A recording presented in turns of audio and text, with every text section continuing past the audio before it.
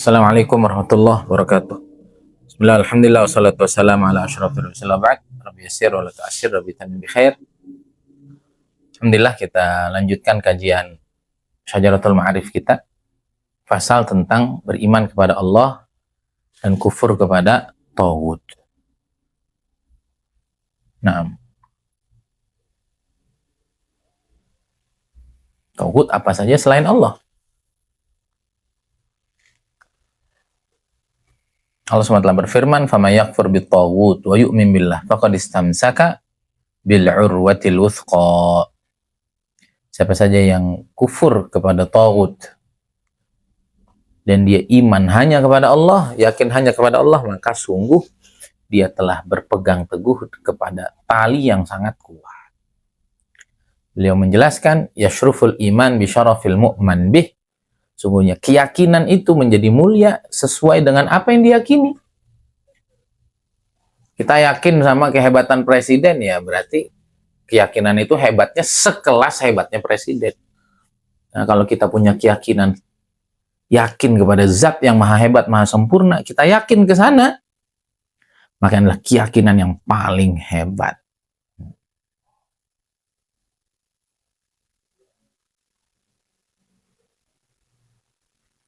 Nah,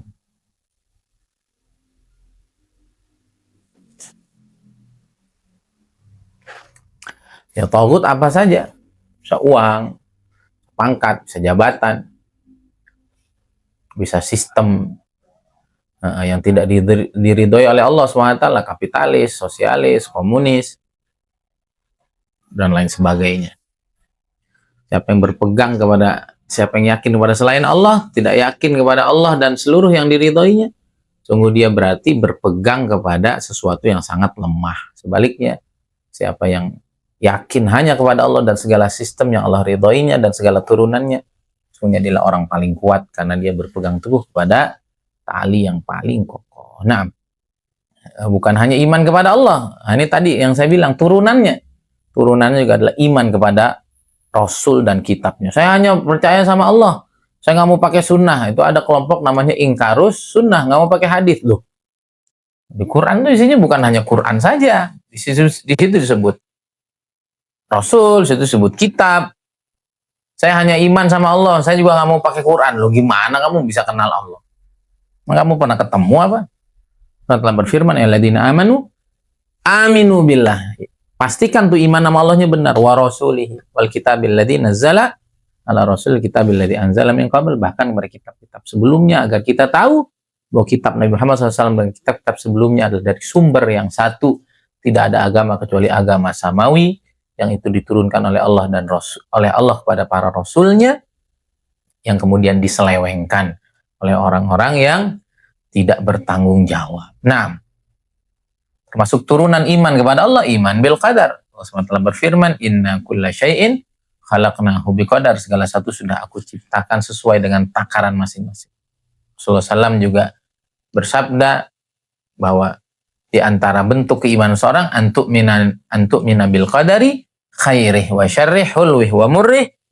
Di antara tanda keimanan adalah seorang beriman kepada qadar, takdir baik dan buruk, manis dan pahit. Faslun fi rusukhil iman, pasal mengenai